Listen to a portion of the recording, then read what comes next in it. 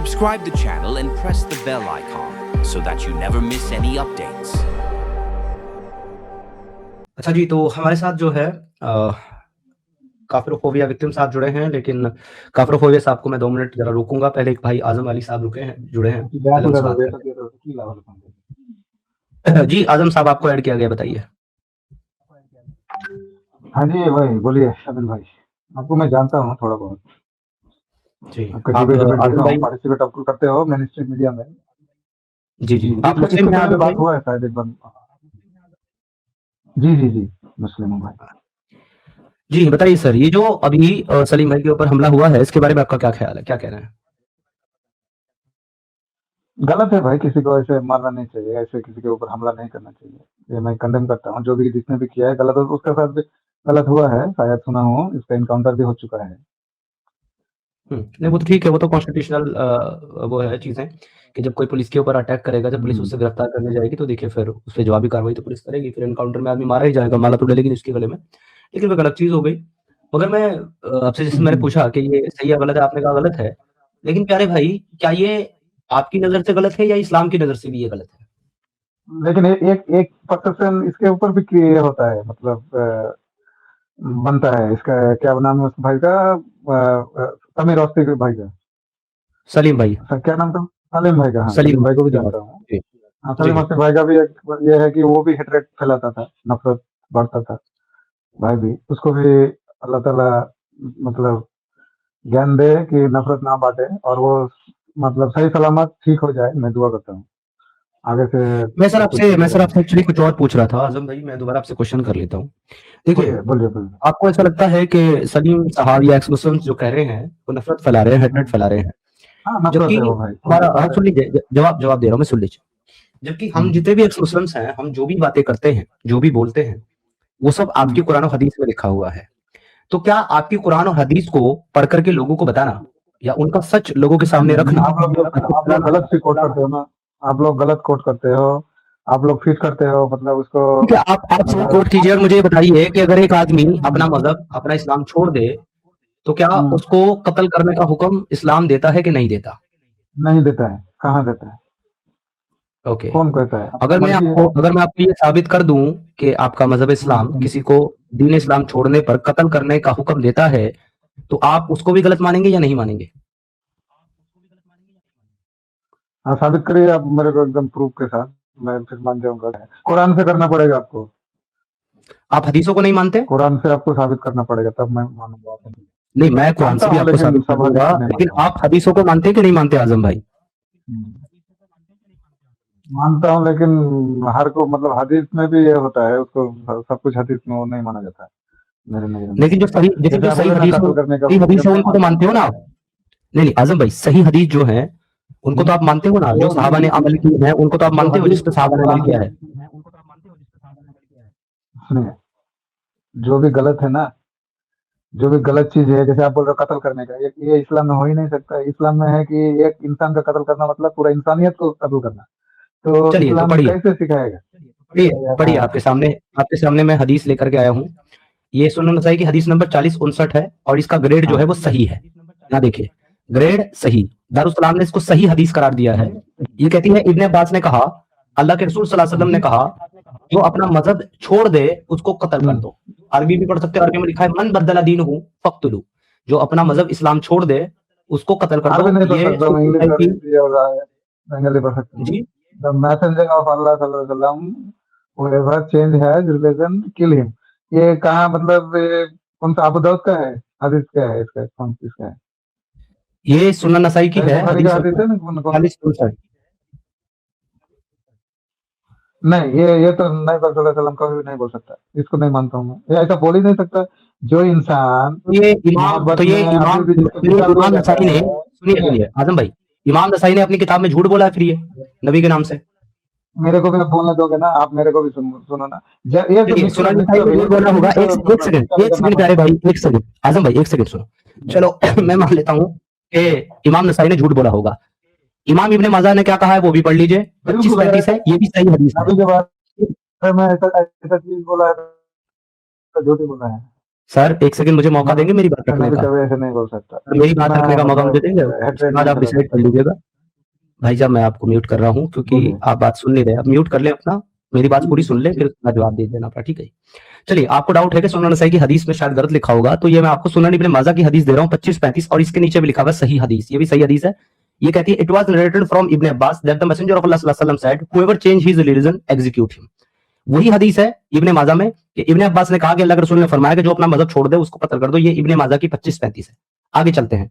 इस सुनन नसाई की 40-61 है, ये भी सही है। इसमें भी सेम बात लिखी है, whoever change his religion kill him. इससे आगे चलते हैं, 40-62 में भी यही बात लिखी हुई है। इससे आगे चलते हैं, 40-63 में भी यही बात लिखी हुई है। इससे आगे चलते हैं, 40-64 में भी यही बात लिखी हुई है। इससे आगे चलते हैं सर, सुनन नसाई 40-65, इसमें भी यही बात लिखी हुई है। इससे आगे चलते हैं सर, एक सेकंड, ये देखिए, ये सुनन नसाई 40-60 है, इसमें भी यही बात लिखी है जहां पर अली ने कुछ लोगों को जिंदा जला दिया जिन्होंने इस्लाम को छोड़ दिया था। सम पीपल अपोस्टेसाइज आफ्टर एक्सेप्टिंग इस्लाम। कुछ लोगों ने इस्लाम को छोड़ दिया कबूल करने के बाद, एंड अली बन देम, आपके खलीफा हजरत अली रजी अल्लाह तआला अन्हु ने उन्हें जिंदा जला दिया। इब्ने अब्बास ने कहा कि अगर मैं अली की जगह होता तो मैं इनको जलाता नहीं, क्योंकि अल्लाह के रसूल ने कहा कि किसी को भी वो सजा मत दो जो सजा अल्लाह देता है जलाने की। लेकिन अगर मैं वहां पर होता, I would have killed them, मैं उनको जरूर मार डालता। क्यों? क्योंकि अल्लाह के रसूल ने यह भी कहा है कि जो अपना मजहब छोड़ दे उसको कत्ल कर दो। ये भी सही हदीस है, सुनन नसाई की 40-60। यानी कि आप ये कह रहे हो कि ये हदीस तो गलत है ही है, साथ ही आपके अली साहब भी गलत है। और आपने कहा था मुझे सही बुखारी की हदीस दिखाओ, तो अल्लाह साहब सही बुखारी की हदीस लो। सही बुखारी 6922 5922, इसमें भी आपके अली का कारनामा दर्ज है। नरेटेड इकरमा से रिवायत है। कुछ सम जनादीक यानी कि atheist were brought to Ali, कुछ ऐसे लोगों को अली के सामने लाया गया जिन्होंने इस्लाम छोड़ दिया था, एंड अली बन देम, अली ने उन्हें जला दिया। The news of this event reached Ibn Abbas, who said, if I had been in his place, I would not have burned them, as Allah's apostle forbid it, saying, do not punish anybody with Allah's punishment. I would have killed them. According to the statement of Allah's apostle, whoever change his religion, then kill him. सही बुखारी 6922। अब sir बताइए, सही बुखारी की हदीस गलत है? अली ने जो अमल किया वो गलत है? नबी ने जो कहा वो गलत है? जी सर, बताइए सर आजम भाई। सुनिए, ये जो आप जो कोट कर रहे हैं हदीस, मेरे को तो इस पर डाउट है।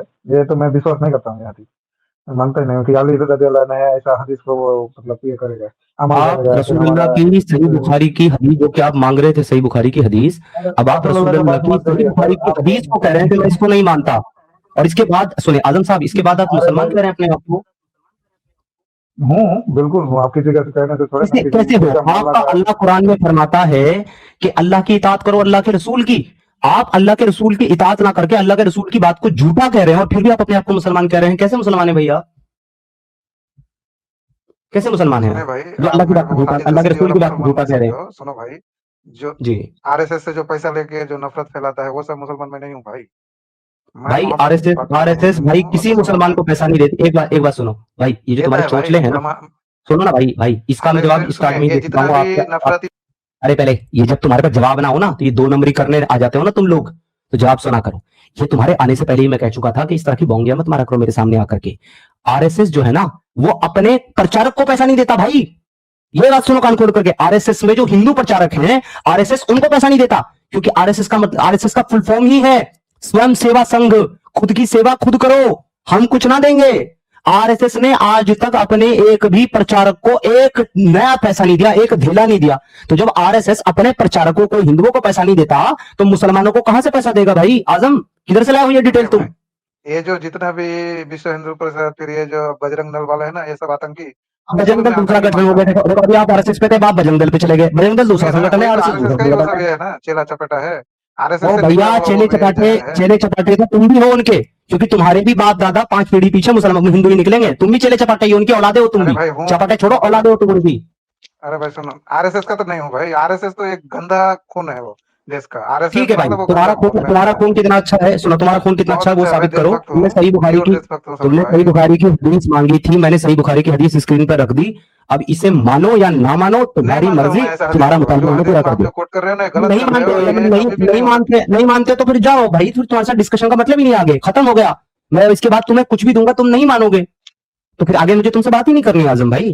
टॉपिक इज ओवर, खत्म। मैं आपको ना एक और करिश्मा दिखा देता हूं अभी यहाँ पर। ये जो आदमी अभी तक सुनन नसाई की और इब्ने माजा की हदीस को झुठला अर्थ करता है, मुझे बुखारी दिखाओ। जब मैंने से बुखारी दिखा दी, तो अब ये कह रहा है मैं बुखारी को नहीं मानता। अब ये कह रहा है कुरान से दिखाओ। अब भी मैं आपके सामने से कुरान से दिखाऊंगा, और ये कहेगा मैं इसको नहीं मानता। देखो ये भी मैं आपको डायरेक्ट दिखा देता हूं भाई, कुरान से दिखाऊं आपको मैं? आमिर भाई कुरान से दिखाऊं आपको? मैं डिस्कशन कुरान से दिखाऊं में आपको मैं या नहीं? कंफर्टेबल हूँ। मेरा सुनोगे आप? मेरे को एक बार सुनो सुनो मैं फिर कह आप रहा बोलिए, हूँ मैं कुरान से सुनूंगा। कुरान से दिखाऊं आपको? कुरान से दिखाऊं? अभी मेरा टॉपिक में जो आपके साथ जो मेरे को डिस्कशन करना है भाई साहब, मैंने थोड़ा टॉपिक डिबेट यही था करना है आपका, 15 मेरा मिनट। टॉपिक यही था कुरान मेरा और आपका। हदीस से अब नहीं रुके। करना है, मेरे को करना है ना। हाँ, wait wait wait wait, hold on. कुरान और हदीस से नहीं करना है तो फिर आप इस्लाम पे डिस्कशन करने नहीं आए, फिर आप जा सकते हो। इस्लाम पे डिस्कशन कुरान और हदीस से ही होगा, क्योंकि इस्लाम कुरान और हदीस से डिफाइन। देखो दोस्तों, मैंने इस आदमी को म्यूट इसलिए किया है ताकि मैं अब इसका ये वाला ब्लंडर भी खत्म कर दूं। इसने कहा था कुरान से दिखाओ, तो मैं इसको कुरान से दिखाने लगा हूं कि मुर्तद की सजा मौत है।